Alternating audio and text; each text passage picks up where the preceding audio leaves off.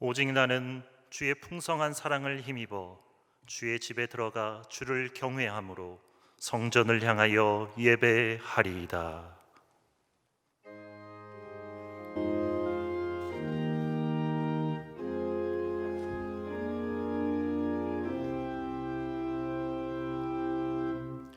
다 함께 내가 주인 삼은 찬양하도록 하겠습니다.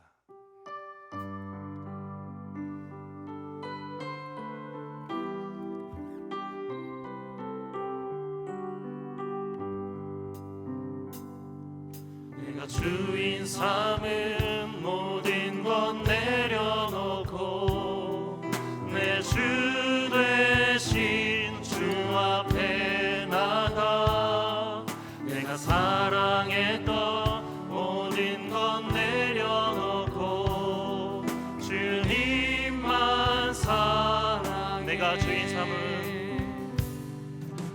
주인 삼은 모든 것 내려놓고 내 주 되신 주 앞에 나가 내가 사랑했던 모든 것 내려놓고 주님만 사랑해. 주 사랑 거친 풍랑에도 주 사랑 거친 풍랑에도 깊은 바다처럼 나를 잠잠케 해. 주 사랑 내 영혼의 반석 그 사랑 위에. 우리 한 번 더 찬양하겠습니다. 내가 주인 삼은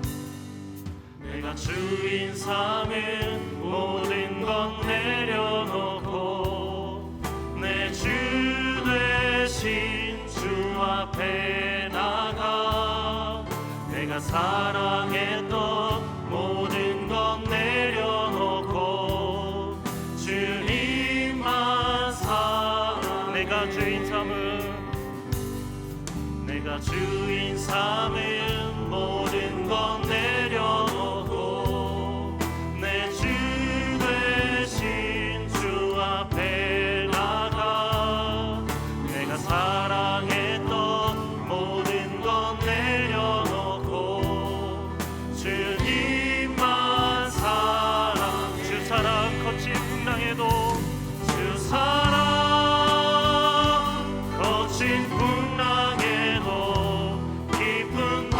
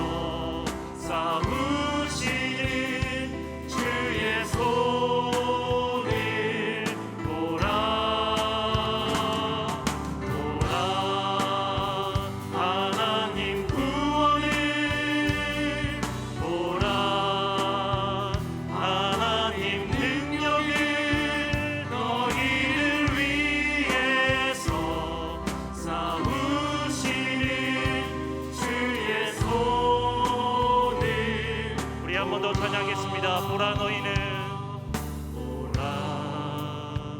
너희는 두려워 말고 보라 너희를 인도하나니 보라 너희는 지치지 말고 보라 너희를 구원하나니 너희를 치던 적은 어디 있느냐 너희를 억누르던 원수는 어디 있느냐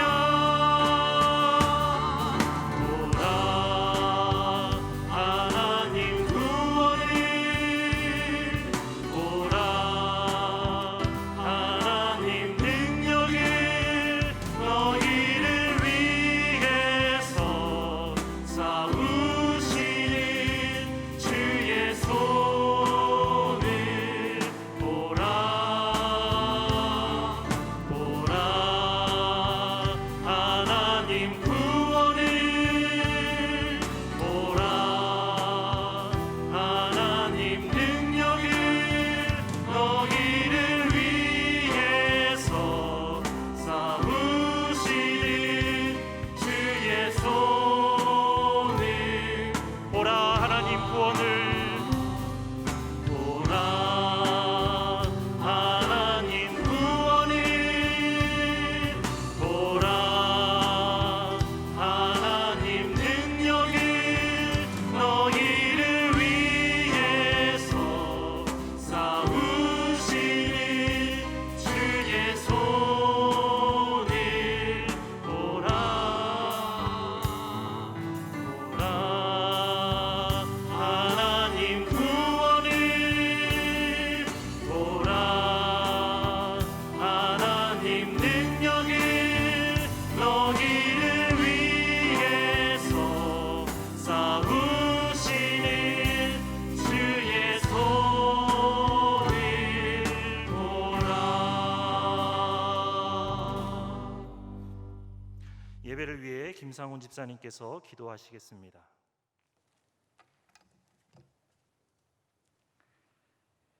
사랑과 은혜가 풍성하신 아버지 하나님, 무더위와 폭우, 태풍에 뜨거운 여름을 보내고 이 결실의 계절을 주시니 감사드립니다. 재난 속에서 뜨거운 결실의 햇살을 주셔서 익어가는 곡식과 과일을 보면서 하나님의 손길 없이는 아무것도 할 수 없었음을 고백합니다. 코로나19로 인해서 비록 모여서 함께 예배드리지는 못하지만 각자의 처소에서 한 마음으로 예배드립니다. 우리의 예배를 받아 주시옵소서. 지금도 태풍으로 인해서 폭우로 인해서 복구되지 못하고 이재민으로 이 가을을 보내고 있는 백성의 마음을 위로해 주시고 삶의 터전이 빨리 복구되어서 정상적인 삶이 될 수 있도록 주님 함께하여 주시옵소서. 동료 친지와 대면하는 것이 불편하고 두려운 이 삶을, 이 시대를 살아가고 있습니다. 조속히 치료제가 개발되어서 주의 전에 모여서 함께 찬양 드리고 목청껏 기도할 수 있는 날이 앞당겨지도록 주님 함께하여 주시옵소서. 천안중앙재단에 속한 영압으로부터 노년부까지 주님의 자녀들의 안위를 지켜주시고 우울하지 않고 인내하면서 지금의 시기를 기도와 경건의 삶으로 변화시켜 나가는 기적이 일어날 수 있도록 주님 역사하여 주시옵소서. 사랑하는 원로 목사님, 주님 건강 지켜주셔서 감사드립니다. 남은 삶을 주님과 동행하면서 주어진 주님의 사역을 잘 감당하는 삶을 살아갈 수 있도록 주님 함께하여 주시고, 주님이 사랑으로 세우신 담임 목사님의 건강과 주님 앞으로의 목회 사역을 강건하게 지켜주셔서 그이와 모든 교역자님들과 함께 주님 이 사랑하는 천안중앙재단이 주님 이 천안 중심에서 크게 주님 빛과 소금의 역할을 잘 감당하는 교회로 성장할 수 있도록 잘 이끌어 줄 수 있도록 주님 함께 하여 주시옵소서. 이 저녁 말씀 전하실 강재성 목사님의 말씀을 통하여 주의 자녀로서의 삶을 되새기게 하시고 주의 도를 따라 살아가는 결단의 시간 되게 하여 주시옵소서. 대금의 아름다운 곡조로 주님께 올려드릴 정세영 성도의 연주를 주님 기쁘게 받아주시고 그의 삶이 항상 주님과 함께 동행하는 삶이 될 수 있도록 인도하여 주시옵소서. 늘 우리와 함께 하시고 세상 끝날까지 함께 하시겠다고 하신 예수 그리스도의 이름으로 기도드립니다. 아멘.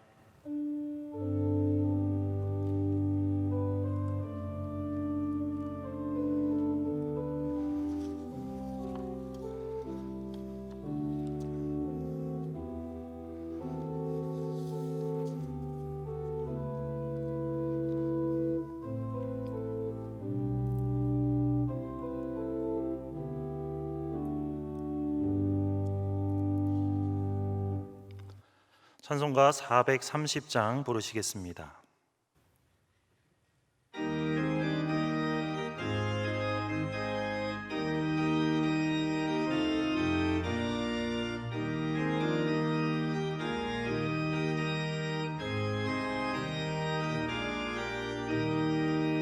주와 같이 길 가는 것 즐거운 일 아닌가.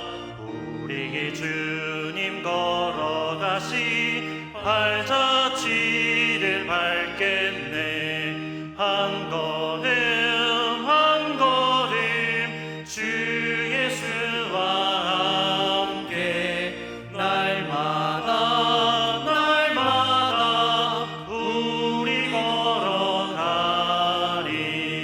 어린 아기 같은 우리 미련하고 약하나 주의 손에 이끌리어 생명길로 가겠네. 한 걸음 한 걸음 주 예수와 함께 날마다 날마다 우리 걸어가리.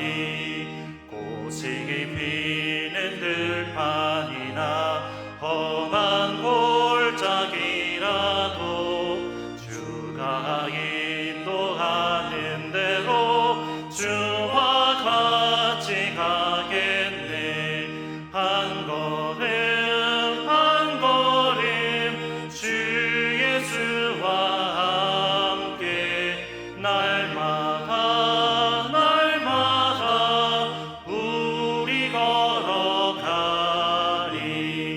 옛 선지자의 녹같이 우리 뒤도 천국에 들려 올라갈 때까지 주와 같이 걷겠네. 한 걸음 한 걸음 주 예수와 함께 날마다 날마다 우리 걸어가리.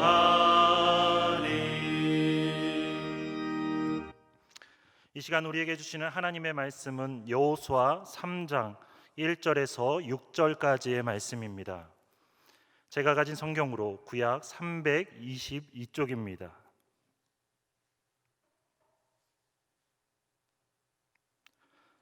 여호수아 3장 1절에서 6절까지의 말씀을 합독하도록 하겠습니다.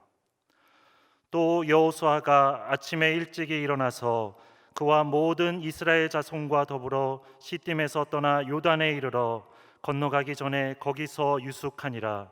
사흘 후에 관리들이 진중으로 두루 다니며 백성에게 명령하여 이르되 너희는 레위 사람 제사장들이 너희 하나님 여호와의 언약궤에 매는 것을 보거든 너희가 있는 곳을 떠나 그 뒤를 따르라.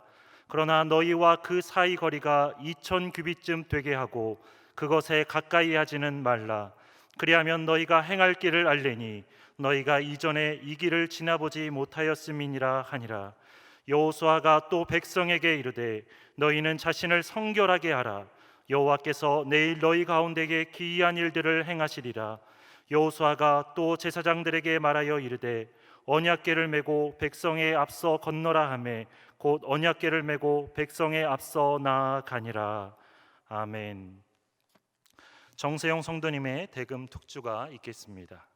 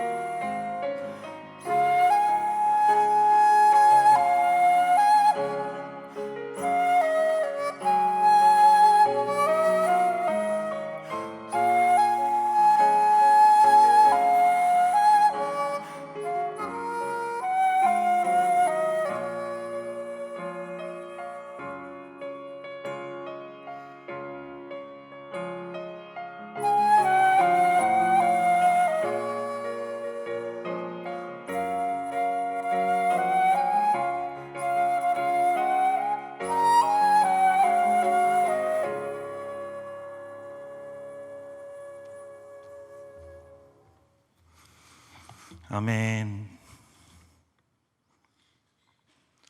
네, 우리는 지금 코로나19라는 그동안 경험해 보지 못한 사태를 겪고 있습니다.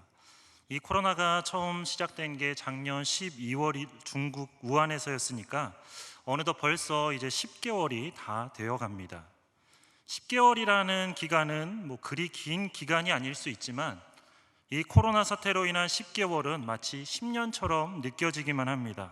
그만큼 우리가 답답하고 힘들고 또 고통스러운 기간이었는데 문제는 이게 아직 끝나지 않았다는 거죠. 그런데 문득 이런 생각을 하게 됐습니다. 이렇게 10개월도 힘든데 6.25 전쟁을 했던 3년 1개월의 기간은 어땠을까? 일제강점기 36년은 얼마나 힘들었을까? 이스라엘 백성들이 바벨론의 포로로 잡혀간 70년, 그리고 애굽에서 포로로 지냈던 그 긴 기간은 얼마나 힘들었을까, 이런 생각을 해보게 되었습니다. 만약 코로나 사태가 그렇게 길어진다면 과연 우리의 모습은 어떻게 변하게 될까요? 코로나 백신과 치료제가 올 말에 나온다, 내년 초에 나온다, 이런저런 주장들이 많고, 또 러시아와 중국에서는 이미 백신이 나왔다고 말합니다. 하지만 문제는 그 나라 국민들조차 그 백신을 신뢰하지 않는다는 거죠. 그런가 하면 백신과 치료제가 나온다는 그 일정도 정확한 기약은 아닙니다. 제대로 된 백신과 치료제가 나오려면 아시는 것처럼 임상 1차, 2차, 3차를 다 통과를 해야 되는데, 특히 3차를 통과하기가 정말 어렵다고 합니다. 뿐만 아니라 코로나 바이러스도 이제 여러 변종들이 생겨나면서 백신과 치료제가 나와도 소용이 없을 수 있다는 말도 있습니다. 만약 백신과 치료제가 나오는 그 정확한 날짜를 우리가 안다면, 그리고 그 백신과 치료제의 효과가 정말로 확실하다면 두렵지 않고 불안하지 않을 겁니다. 하지만 그렇지 않기에 결국 이 모든 불확실성이 우리를 두렵게 만들고 있습니다. 이처럼 우리는 지난 10개월간 그동안 가보지 않은 길을 처음 걸어왔고, 또 앞으로도 어떤 일이 벌어질지 알 수 없는 그런 불확실성의 두려움 속을 우리가 걸어가고 있습니다. 그렇다면 이런 상황에서 우리는 무엇을 어떻게 해야 될까요? 신앙 안에서 우리는 어떻게 살아야 하는 걸까요? 오늘 본문을 통해서 주시는 하나님의 말씀을 통해서 우리가 무엇을 해야 되는지, 그리고 어떻게 살아야 하는지를 함께 깨닫고 결단하는 시간이 되기를 바랍니다. 오늘 말씀을 보면 여호수아와 이스라엘 백성들이 요단강 앞에 이렇게 서게 됐습니다. 그리고 이제 그 요단강만 건너면 드디어 하나님께서 약속해 주신 가나안 땅으로 들어가게 됩니다. 그런데 문제는 4절 후반부 말씀, 이전에 이 길을 지나보지 못하였음이니라. 이 말씀처럼 요단강을 건너는 것도, 그리고 약속의 땅인 가나안 땅으로 들어가는 것도 지금까지 한 번도 가본 적이 없는, 그리고 경험해 본 적이 없는 초행길이라는 게 문제였습니다. 그러다 보니 그들의 마음속에도 앞으로 어떤 일이 벌어질지 알 수 없는 불확실성의 두려움이 있었습니다. 게다가 요단강을 바라보면서 참 난감해했는데, 과연 이스라엘 백성들이 왜 난감해했을까요? 이 요단강이 도저히 건널 수 없는 죽음의 강이었기 때문에 난감해했던 걸까요? 요즘 우리가 흔히 요단강을 이제 건넌다고 말할 때 그 요단강은 생과 사의 갈림길을 의미하는 경우가 많습니다. 그래서 찬송가 606장 해보다 더 밝은 저천국의 가사를 보면 이런 가사가 있죠. 며칠 후 요단강 건너가 만나리. 이 가사처럼 오늘날 요단강을 건넌다는 건 일반적으로 죽음을 의미합니다. 하지만 당시 이스라엘 백성들에게는 그렇지 않았습니다. 그들에게 있어서 요단강을 건넌다는 건 하나님의 약속의 성취를 뜻합니다. 게다가 당시 요단강이 아예 건널 수 없는 그런 죽음의 강도 아니었습니다. 만약 그랬다면 정탐꾼들이 요단강 건너편에 있는 그 여리고성을 정탐할 수가 없었겠죠. 그런데도 그렇게 여호수아와 이스라엘 백성들이 요단강을 바라보며 난감해했던 이유는 바로 그 시기와 인구 때문이었습니다. 그들이 요단강을 건넌 시기는 15절 말씀, 요단이 곡식 거두는 시기에는 항상 언덕에 넘치더라. 이 말씀처럼 모맥을 거두는 시기였는데, 그 시기에는 늦은 비로 인해서 요단강물이 강둑까지 차고 물살이 세어지는 그런 시기였습니다. 이런 시기에 수백만의 사람들이 거리가 30m 정도 되는 그 강을 건넌다는 건 불가능한 일이었습니다. 그래서 그렇게 난감해했던 겁니다. 이런 상황에서 하나님께서는 아직 가보지 못한 길을 걷는 그 이스라엘 백성들에게 3가지 해야 될 일들을 말씀해 주셨습니다. 첫 번째는 3절 말씀처럼 레위 사람 제사장들이 여호와의 언약궤에 매는 것을 보거든 그 뒤를 따르라는 말씀입니다. 언약궤는 말 그대로 하나님과 이스라엘 백성 사이의 언약을 증거하는 궤입니다. 그럼 그 언약이라는 것이 과연 뭘까요? 그 언약은 바로 레위기 26장 말씀처럼 너희가 내 말에 순종하면 나는 너희 하나님이 되고 너희는 내 백성이 되리라는 그런 약속입니다. 언약궤는 말 그대로 이런 언약의 증거입니다. 하나님께서는 이 언약궤를 통해서 이스라엘 백성들에게 중요한 진리를 말씀해 주셨는데, 그건 바로 하나님의 임재, 하나님의 동행, 그리고 하나님의 인도하심을 이 언약궤를 통해서 눈으로 확실하게 보여주셨다는 겁니다. 전능하신 하나님께서 우리와 함께 하신다, 하나님께서 우리를 인도해 주신다, 그렇게 두려워하지 마라, 두려워하지 말고 담대히 언약궤를 따라 전진하라, 이것을 눈으로 확인시켜주는 역할을 했던 게 바로 이 언약궤입니다. 이스라엘 백성들이 요단강을 건널 때에도, 그리고 여리고성을 점령할 때에도 하나님은 이 언약궤를 통해서 그들을 앞서가시며 그들의 길을 인도해 주셨습니다. 그런데 우리에게는 이런 언약궤가 없습니다. 바벨론에 의해 성전이 파괴되면서 그때 이후로 이 언약궤가 어떻게 되었는지 아무도 모릅니다. 우리가 바라보고 따를 언약궤는 이렇게 더 이상 존재하지 않습니다. 하지만 신약 시대에는 언약궤가 필요가 없습니다. 왜냐하면 보이지 않는 하나님께서 보이는 인간의 모습으로 이 땅에 오셨기 때문이죠. 그리고 지금은 성령님을 통해서 우리 안에 역사하고 계시기 때문에 우리에게는 더 이상 언약궤가 필요하지 않습니다. 오히려 우리는 언약궤보다 더 확실한 성령님의 시대를 우리가 살아가고 있는 것입니다. 하지만 우리가 이렇게 아무렇게나 할 때에도 하나님께서 우리와 함께 하시고 우리를 인도해 주시는 것은 아닙니다. 사무엘상 4장을 보면 하나님의 궤를 블레셋에게 빼앗긴 사건이 기록되어 있습니다. 당시 이스라엘 백성들은 하나님의 언약궤만 있으면 더 이상 블레셋에게 패하지 않고 전쟁에서 승리할 수 있다고 생각을 했습니다. 과거의 역사적 경험을 바탕으로 이런 결론을 내리고 당당하게 하나님의 궤를 전쟁터로 옮겨왔습니다. 그러나 그들의 생각과는 다르게 오히려 전쟁에서 다시 패배했을 뿐만 아니라 하나님의 언약궤도 빼앗기고 말았습니다. 이 사무엘상 4장의 말씀은 우리에게 참 많은 것을 말씀해 주고 있는데, 그 중에서도 가장 중요한 것은 하나님과의 언약에 있어서 순종이 얼마나 중요한가 하는 것입니다.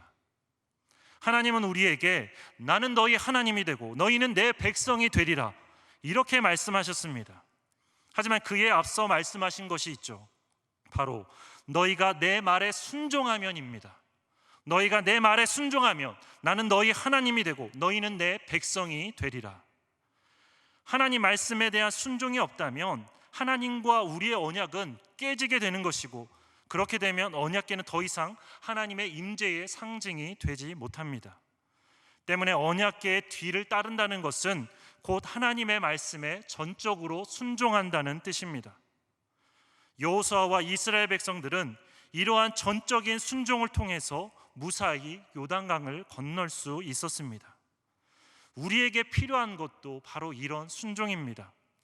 이스라엘 백성들이 여호와의 언약궤를 바라보고 그 뒤를 따랐던 것처럼 우리 안에 역사하시는 성령님을 우리가 의지하며 성령님의 인도하심에 따르는 것, 이게 바로 우리가 해야 될 일이고 우리가 살아가야 할 삶의 방식입니다. 그럴 때 우리는 한 번도 가보지 않은 이 코로나 사태라는 이 길이지만 안전하게 우리가 이 길의 끝을 향해 나아갈 수 있고 또 승리할 수 있습니다. 그렇게 항상 우리와 함께 하시고 우리의 갈 길을 앞서가시며 인도해 주시는 그 성령님을 우리가 더 의지하고 성령님의 인도하심에 순종하는 우리 모두가 되기를 바랍니다. 두 번째는 4절 말씀처럼 이스라엘 백성과 언약궤의 거리를 2000규빗쯤 되게 하고 언약궤에 가까이 하지 말라는 말씀입니다. 2000규빗은 약 1km 정도 되는 거리입니다. 하나님께서는 언약궤를 따를 때 너무 가까이 따르지 말고 이렇게 1km 정도 되는 거리를 두라고 말씀하셨습니다. 그렇다면 그렇게 거리를 두어야 하는 그 이유가 뭘까요? 여기에는 크게 두 가지 이유가 있는데, 첫 번째 이유는 이스라엘 백성들 모두가 언약궤를 볼 수 있게 하기 위해서입니다. 그래서 낯선 길에서 이스라엘 백성들이 길을 잃지 않고 가야 할 길을 잘 보며 그 언약궤의 뒤를 따라갈 수 있게 하기 위해서 일정 간격을 유지하게 하셨다는 겁니다. 그런데 이것보다 더 중요한 두 번째 이유는 하나님과 우리의 관계를 확실하게 하기 위해서입니다. 나는 너희 하나님이 되고 너희는 내 백성이 되리라. 이 말씀처럼 하나님은 우리의 창조주가 되시고 우리는 하나님께서 만드신 피조물입니다. 이처럼 하나님과 인간 사이에는 너무나 크고 엄격한 그런 간격이 있어서 그 간격을 도저히 넘어갈 수가 없습니다. 그런데 안타깝게도 이런 전능하신 하나님, 도저히 범접할 수 없는 하나님을 자기 마음대로 이용하려고 하는 사람들이 있습니다. 그런가 하면 그것으로도 모자라 자신을 하나님이라고 말하는 사람들도 있습니다. 과거 십자군 전쟁은 당시 이슬람 세력이 점령하고 있던 기독교의 성지인 예루살렘을 다시 되찾아오기 위한 거룩한 전쟁처럼 시작이 되었습니다. 하지만 그것은 겉으로 보이는 이유일 뿐 실상은 그렇지 못했습니다. 교황이 십자군 전쟁을 주장했던 이유는 당시 왕권과 교황권이 이렇게 서로 대립을 하고 있을 때 자신의 교황권을 더 확고히 하기 위해서 그렇게 십자군 전쟁을 주장했습니다. 그런가 하면 귀족들은 그들 나름대로 자신들의 영토를 더 넓히기 위해서 십자군 전쟁에 참여를 했고, 또 상인들은 인도와 중국 등 아시아 국가와의 그런 무역을 위해서 십자군 전쟁을 옹호했습니다. 결국 십자군 전쟁은 겉으로는 하나님의 뜻을 위한 거룩한 전쟁처럼 포장이 됐지만 그 안에는 인간의 욕심으로 가득한 그런 전쟁이었습니다. 그런가 하면 나치와 히틀러를 옹호했던 독일 교회도 마찬가지였습니다. 히틀러는 600만 명의 그 유대인을 비롯해서 집시와 러시아인들까지 다 합해서 1000만 명 이상의 사람들을 학살한, 어떻게 보면 악마와 같은 사람입니다. 그런데 독일 교회는 이런 히틀러를 예수 그리스도의 자리로 보냄을 받은 사람이다 라고 말하는 등 하나님의 말씀을 결국 자신들의 입맛대로 왜곡했습니다. 이처럼 십자군 전쟁도, 그리고 독일 교회도 전능하신 하나님의 말씀을 자신들에게 유리한 대로 해석하면서 결국 하나님을 자신들의 욕심을 채우기 위한 그런 도구로 이용했을 뿐입니다. 그리고 우리나라의 수많은 이단들은 자신을 하나님이라고 주장합니다.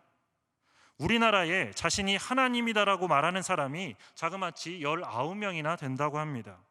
원래는 20명이었는데 그러다가 부산 해운대에서 한 명이 추가돼서 21명이 되었고, 그 중에서 2명이 다른 세상, 영원히 돌아올 수 없는 그 세상으로 가서 결국 19명이 되었다고 합니다. 하나님이 많은 나라, 우리나라 좋은 나라가 아니겠죠. 참 문제가 있는 겁니다. 하나님께서 언약궤와 이스라엘 백성 사이를 2000 규빗이 되게 하시고 또 그것에 가까이 하지 말라고 말씀하신 것은 그 어느 것도 하나님을 대신할 수 없고 그 어느 것도 하나님보다 앞설 수 없다는 말씀입니다. 돈도, 명예도, 가족도, 어떤 정치 이념이나 내 생각, 내 판단도 절대로 하나님보다 앞설 수 없습니다. 하나님께서 만드신 피조물이 하나님보다 앞설 수는 없는 것입니다. 그리고 하나님은 그 어떤 것에 의해 판단받고 비판받는 분도 아닙니다. 세상 그 무엇이 하나님을 판단할 수 있을까요? 하나님의 전능하심에 발끝도 미치지 못하는 그 무엇이 하나님께서 만드신 어떤 피조물이 하나님을 판단하고 비판할 수 있을까요? 그렇기 때문에 하나님의 백성인 우리에게는 그 무엇보다도 하나님이 먼저여야 합니다. 돈으로, 명예로, 또는 어떤 정치 이념이나 내 생각, 내 신념으로 하나님을 판단하는 것이 아니라 오히려 하나님 안에서, 하나님의 그 말씀 안에서 돈이 무엇인지, 명예가 무엇인지, 올바른 정치 이념이 무엇인지, 내 생각이 과연 옳은 것인지를 늘 살펴야 하는 것입니다. 하나님의 전능하심과 우리의 주인 되심을 인정하고 주님 앞에 겸손히 우리 자신을 낮출 때, 하나님을 의지하며 하나님께 간절히 기도할 때 4절 말씀, 그리하면 너희 행할 길을 알리니, 이 말씀처럼 이 코로나 시대 속에서 우리가 무엇을 해야 되는지, 무엇이 하나님의 뜻인지, 우리가 가야 할 길이 어디인지를 하나님께서 알게 하십니다. 혹 우리의 연약함 때문에, 우리의 부족함 때문에 우리가 그것을 미처 깨닫지 못하더라도 하나님께서는 우리를 그 길로 인도해 주십니다. 그리고 마침내 요단강을 건너 약속의 땅으로 이스라엘 백성들을 인도하신 것처럼 우리를 영원한 하나님의 나라로 이끄실 것입니다. 그렇게 우리의 주인 되시는 그 하나님을 우리가 기억하면서 그 무엇보다도 하나님의 뜻을 우리 삶의 우선순위에 두고 날마다 하나님의 뜻 가운데 살아가는 우리 모두가 되기를 바랍니다. 세 번째는 우리 자신을 성결하게 하라는 말씀입니다. 그럼 우리 자신을 성결하게 하려면 어떻게 해야 되는 걸까요? 레위기 말씀은 우리를 참 지루하게 하는 말씀이죠. 우리로 하여금 성경 일독을 포기하게 만드는 주범이기도 합니다. 하지만 사실 이 레위기 말씀은 이스라엘 백성들에게 있어서는 너무나 중요한 말씀입니다. 왜냐하면 거룩하신 하나님을 어떻게 섬겨야 하는지, 그리고 하나님의 백성답게 성결하게 살아가려면 어떻게 해야 되는지를 잘 안내해 주는 말씀이기 때문에 이스라엘 백성들에게 있어서 이 레위기 말씀은 너무나 중요한 말씀입니다. 그래서 레위기를 보면 성결하기 위해서는 소, 양, 염소 이런 가축의 피와 기름을 먹어서는 안 되고, 또 부정한 짐승을 먹어서도 안 되고, 또 부정한 일을 했을 다음에는 옷을 빨고 몸을 씻어야 하는 등 성결하기 위해서 우리가 하지 말아야 될 것과 우리가 해야 될 것들을 잘 설명하고 있는 게 바로 이 레위기 말씀입니다. 그럼 이렇게 레위기에 나오는 말씀만 잘 지키면 우리가 성결할 수 있을까요? 그런데 문제는 우리 안에 있는 죄된 본성 때문에 우리는 결코 그 모든 것을 완벽하게 다 지킬 수가 없습니다. 오히려 그 안에서 우리의 연약한 한계만을 우리가 깨닫게 될 뿐입니다.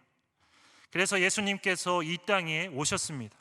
예수님을 믿는 그 믿음으로만 우리가 성결하게 될 수 있기 때문에, 우리가 의롭게 될 수 있기 때문에, 오직 예수 그리스도의 보혈로만 우리가 성결하게 되고 우리가 구원받을 수 있기 때문에 예수님께서 비천한 인간의 모습으로 이 땅에 오셨고 우리를 위해서 십자가를 지신 것입니다. 이처럼 결국 본문에서 말하는 성결하라는 그 말씀은 하나님을 전적으로 신뢰하고 믿으라는 말씀입니다. 그러한 믿음을 갖지 못하도록 방해하는 것들, 특히 우리가 찬양했던 그 찬양의 가사처럼 내가 하나님보다 더 사랑했던 것들, 그래서 하나님께서 계셔야 될 그 주인의 자리를 대신 차지했던 것들, 그 모든 것들을 다 내려놓으라는 말씀입니다. 그리고 거친 풍랑에도 우리를 깊은 바다처럼 잠잠하게 하시는 하나님의 사랑을 기억하며 하나님께서 이루실 것을 전적으로 믿으라는 말씀입니다. 화면을 통해서 야고보서 1장 6절에서 8절 말씀을 우리 함께 읽어보겠습니다. 오직 믿음으로 구하고 조금도 의심하지 말라. 의심하는 자는 마치 바람에 밀려 요동하는 바다 물결 같으니 이런 사람은 무엇이든지 주께 얻기를 생각하지 말라. 두 마음을 품어 모든 일에 정함이 없는 자로다. 아멘. 언약궤를 뒤따르고 또 하나님의 언약궤와의 그 거리를 두며 따라가더라도 우리 자신을 성결하게 하고 하나님께서 이루실 것을 우리가 전적으로 믿지 않는다면 아무것도 이루어지지 않습니다. 지금 코로나19 사태로 인해서 두려움과 근심이 우리 안에 가득하지만 오히려 이럴 때 우리 자신을 돌아보며 하나님께 더 믿음으로 나아가야 합니다. 그 길을 방해하는 모든 것들을 우리가 다 씻어내며 우리 자신을 성결하게 하고 하나님께서 이루실 놀라운 그 역사를 기대하며 믿음으로 우리가 나아가야 합니다. 레위기 11장 45절 말씀, 내가 거룩하니 너희도 거룩할지어다. 이 말씀처럼 우리 자신을 성결하게 하고 하나님의 거룩하심을 닮아가는, 그래서 하나님을 전적으로 믿고 따르는 우리 모두가 되기를 바랍니다. 혹시 이런 생각을 해보신 적이 있으신가요? 어떤 생각이냐면 이스라엘 백성들이 요단강을 건널 때 하나님께서 이제 그 물을 끊으셨다고 그렇게 성경에 기록되어 있는데, 끊긴 그 물의 길이가 과연 얼마나 될까 하는 생각입니다. 여호수아 3장 16절을 보면 이렇게 기록이 되어 있습니다. 곧 위에서부터 흘러내리던 물이 그쳐서 사르단에 가까운 매우 멀리 있는 아담 성읍 변두리에 일어나 한 곳에 쌓이고 아라바의 바다 요매로 향하여 흘러가는 물은 온전히 끊어짐에 백성이 여리고 앞으로 바로 건널세. 그러니까 여기 말씀해 보면 아담 성읍 변두리에 일어나 한 곳에 쌓였다 이렇게 되어 있습니다. 이렇게 여호수아는 강물이 끊어진 그 지점에 대해서 언급을 하고 있는데, 그 지점은 이스라엘 백성들이 있던 그곳으로부터 약 32km 정도 떨어진 거리입니다. 그럼 왜 그렇게 멀리서부터 물이 끊어지게 하신 걸까요? 민수기 1장 46절을 보면 출애굽 당시 20세 이상 남자의 숫자가 60만 명이 넘었다고 기록되어 있습니다. 그리고 그들 대부분이 이제 20세 이상을 넘었기 때문에 그들 대부분이 결혼을 했을 겁니다. 그래서 그들의 아내만 더해도 그 숫자가 120만 명이 넘었습니다. 거기에 부부 한 쌍이 아주 적게 낳아서 평균 2명의 자녀를 두었다면 당시 이스라엘 백성들의 수는 결국 240만 명 이상이 됩니다. 240만 명이 광야를 행진하는 모습 상상이 되십니까? 아마 상상이 안 되실 텐데 상상에 도움이 되는 이야기를 하나 해드리도록 하겠습니다. 옛날 을지문덕 장군이 활약했던 살수 대첩과 관련된 어떤 문서나 내용들을 보면 당시 수나라가 고구려를 치기 위해서 대규모 원정을 감행했는데 북경에 113만의 대군이 집결을 했다고 합니다. 그리고 보급부대의 숫자는 그 2배를 넘었다고 기록이 되어 있습니다. 그래서 고구려로 향하는 이 병사들의 행렬이 얼마나 길었냐면 장장 480km에 달했습니다. 그래서 출발하는 데만 40일이 걸렸다고 합니다. 잘 훈련된 병사들도 이렇게 오래 걸리는데 일반 백성인 이스라엘 백성들은 어땠을까요? 그리고 홍해를 건널 때 홍해는 과연 얼마나 넓은 폭으로 갈라져야 했을까요? 이스라엘의 모든 백성들과 그들이 가지고 있던 짐 그리고 가축들까지 하룻밤 사이에 다 지나갈 수 있을 만큼 그 홍해가 넓게 갈라져야 했을 텐데 과연 그 길이가 얼마나 됐을까 하는 겁니다. 성경의 파노라마라는 책을 보면 적어도 5만 명씩 이렇게 횡대를 지어서 출애굽을 했을 거라고 추측을 합니다. 그리고 이렇게 5만 명 정도가 횡대로 나란히 통과하려면 홍해가 최소한으로 잡아도 16km 이상의 폭으로 갈라져야 한다고 말합니다. 정말 대단한 일이죠. 그 넓은 바다가 16km나 갈라졌다는 겁니다. 그것도 최소한으로 잡아도 16km라는 거죠.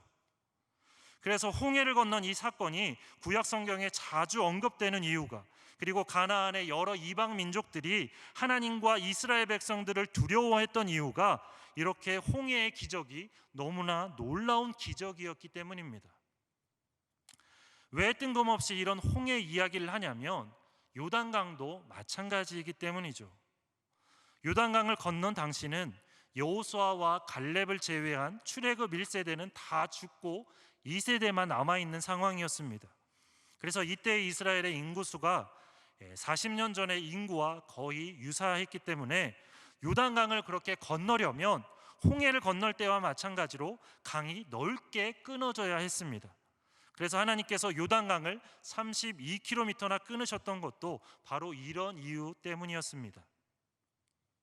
그런데 이스라엘 백성들은 홍해 앞에 섰을 때도 그렇고 또 요단강 앞에 섰을 때도 그렇고 앞길이 참 막막하기만 했습니다. 얼마나 막막했는지 홍해 앞에 섰을 때는 우리를 여기서 죽게 하려고 애굽에서 끌고 나온 거냐면서 모세를 향해서 욕을 하기도 했을 정도입니다.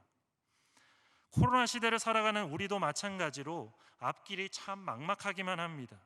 도대체 이 길의 끝이 어디인지 답답하고 두렵기만 합니다. 하지만 그때 모세가 이스라엘 백성들에게 했던 출애굽기 14장 13절 말씀, 오늘 우리가 함께 찬양했던 그 말씀을 우리가 잘 기억하며 우리 마음에 새길 수 있기를 바랍니다. 그럼 출애굽기 14장 13절 말씀을 우리가 화면을 보면서 함께 읽도록 하겠습니다. 모세가 백성에게 이르되 너희는 두려워하지 말고 가만히 서서 여호와께서 오늘 너희를 위하여 행하시는 구원을 보라. 너희가 오늘 본 애굽 사람을 영원히 다시 보지 아니하리라. 아멘. 이제 말씀을 정리하고자 합니다. 우리 모두 코로나19로 인해 두려움 속을 걷고 있습니다. 하지만 우리가 기억해야 될 것은 우리가 두려움 속에 걷고 있는 그 길을 주님께서 앞서 걷고 계신다는 사실입니다. 이것을 믿어야 합니다. 이것을 믿는 자만이 주님께서 앞서 가신 그 길을 따라 걸을 수 있습니다. 그렇게 오늘 함께 나눈 말씀처럼 우리의 길을 인도해 주시는 성령님을 의지하며 성령님의 뜻에 순종하시기 바랍니다. 그리고 하나님의 뜻을 우리 삶의 우선순위에 두고 날마다 하나님의 뜻 가운데 살아가시기 바랍니다. 마지막으로 우리 자신을 성결하게 하고 하나님께서 이루실 놀라운 역사를 기대하며 믿음으로 나아가시기 바랍니다. 그래서 코로나19라는 이 두렵고 답답한 사태 속에서 오히려 요단강이 갈라지고 가야 할 길들을 확실하게 보게 되는, 그리고 담대하게 그 길을 걸어가며 승리하는 우리 모두가 되기를 바랍니다. 함께 기도하겠습니다. 사랑의 하나님, 우리는 지난 10개월간 코로나19 사태라는 그동안 가보지 못했던 길을 걸어오고 있습니다. 이 사태로 인해서 앞길이 어떻게 될지 참 막막하고 힘들고 어려운 시대를 살아가고 있습니다. 하지만 그런 우리에게 주님께서 말씀해 주시는 것은 그런 때일수록 더 주님을 바라보고 의지하라는 말씀입니다. 오늘 주신 말씀을 기억하며 우리가 성령님을 의지하고 성령님의 인도하심에 순종할 수 있도록 우리를 붙들어 주옵소서. 날마다 하나님의 뜻을 우리 삶의 우선순위에 두고 그 뜻 가운데 살아가는 우리 모두가 되도록 인도하여 주시옵소서. 우리 자신을 성결하게 하고 하나님께서 이루실 놀라운 역사를 기대하며 믿음으로 나아가는 우리 모두가 되도록 인도하여 주시옵소서. 그래서 답답하고 힘들고 고통스러운 시대를 살아가고 있지만 이런 시대 속에서 오히려 요단강이 갈라지고 가야 할 길들을 확실하게 보게 되는 하나님의 놀라운 그 승리의 역사를 보게 되는 우리 모두가 되도록 인도하여 주옵소서. 감사드리며 이 모든 말씀 예수 그리스도 이름으로 기도드립니다. 아멘. 찬송가 384장 부르시겠습니다.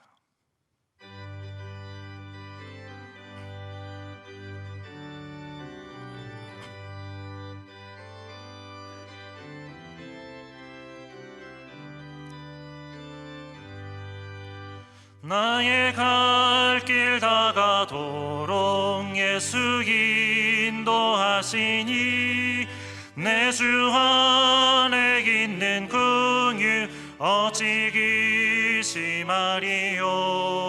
믿음으로 사는 자는 하늘 위로 받겠네. 무슨 일을 만나든지 만사형통하리라. 무슨 일을 만나든지 만사형통하리라. 나의 갈 길 다가도록 예수 인도하시니 어려운 일 당한 때도 족한 은혜 주시네. 나는 심히 고단하고 영혼 매우 가라나 나의 앞에 반석에서 샘물 나게 하시네. 나의 앞에 반석에서 샘물 나게 하시네. 나의 갈 길 다가도록 예수 인도하시니 그의 사랑 어찌 큰지 말로 할 수 없도다. 성령 감화 받은 영혼 하늘 날아갈 때에 영영 부를 나의 찬송 예수 인도하셨네. 영영 부를 나의 찬송 예수 인도하셨네. 아멘.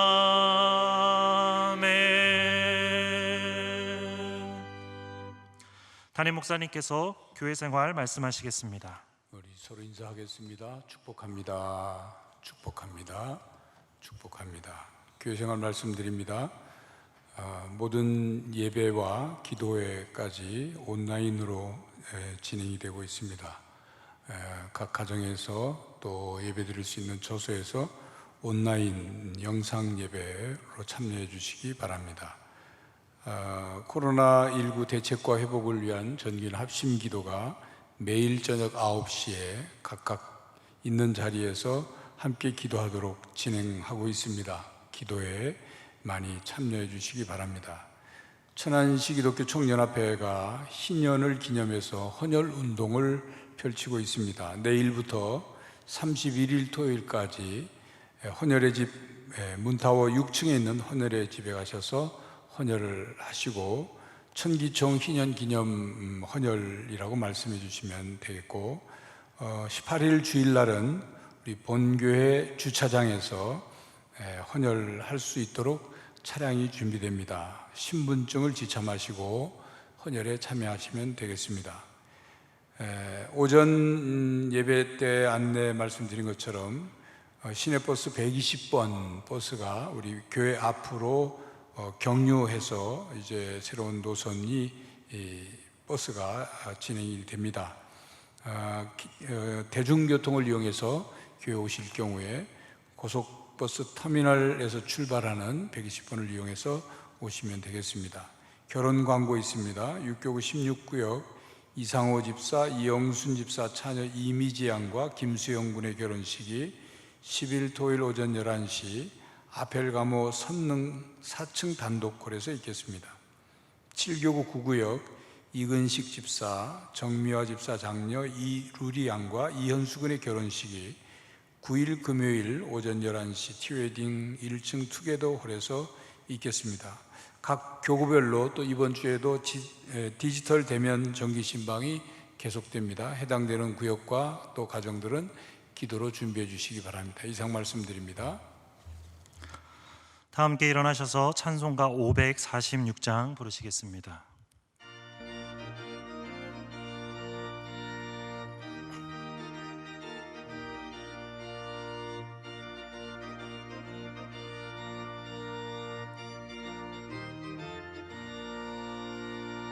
주님 약속하신 말씀 위에서 영원토록 주를 찬송하리라. 소리 높여 주께 영광 돌리며 약속 믿고 굳게 서리라. 굳게 서리 영원하신 말씀 위에 굳게 서리. 굳게 서리 그 말씀 위에 굳게 서리라. 주님 약속하신 말씀 위에서 세상 염려 내게 엄습할 때에 용감하게 힘써 싸워 이기며 약속 믿고 굳게 서리라. 굳게 서리 영원하신 말씀 위에 굳게 서리. 굳게 서리 그 말씀 위에 굳게 서리라. 주님 약속하신 말씀 위에서 영원하신 주의 사랑이 믿고 성령으로 힘써 싸워 이기며 약속 믿고 굳게 서리라. 굳게 서리 영원하신 말씀 위에 굳게 서리. 굳게 서리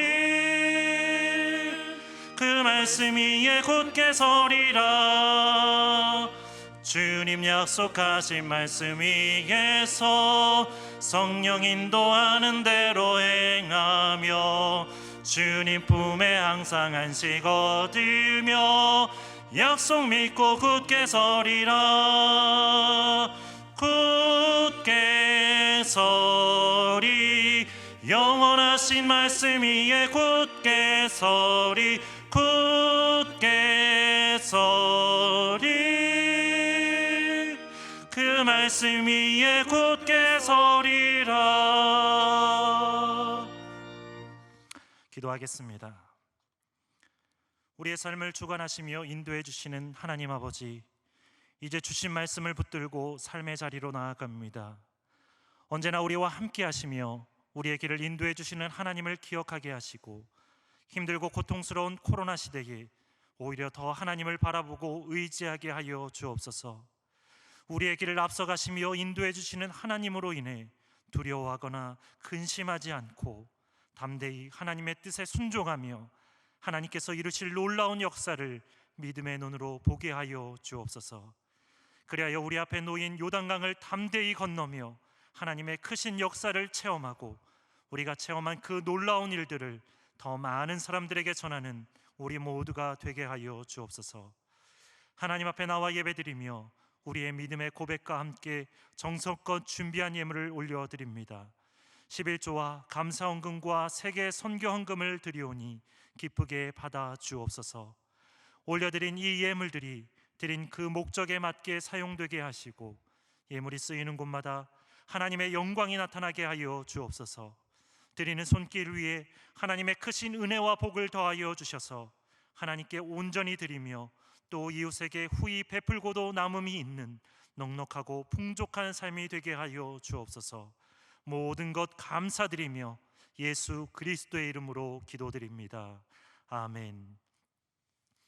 이제는 우리 주 예수 그리스도의 크신 은혜와 하나님의 크고 놀라우신 사랑과 성령님의 인도하심과 교통하심의 역사가 우리의 길을 앞서가시며 인도해 주시는 하나님께 온전히 순종하며 하나님께서 이루실 놀라운 역사를 기대하며 믿음으로 나아가기로 다짐하는 모든 성도들의 머리 위에, 그리고 이들의 가정과 직장과 모든 삶의 터전 위에 이제로부터 영원토록 함께 하시기를 간절히 축원하옵나이다.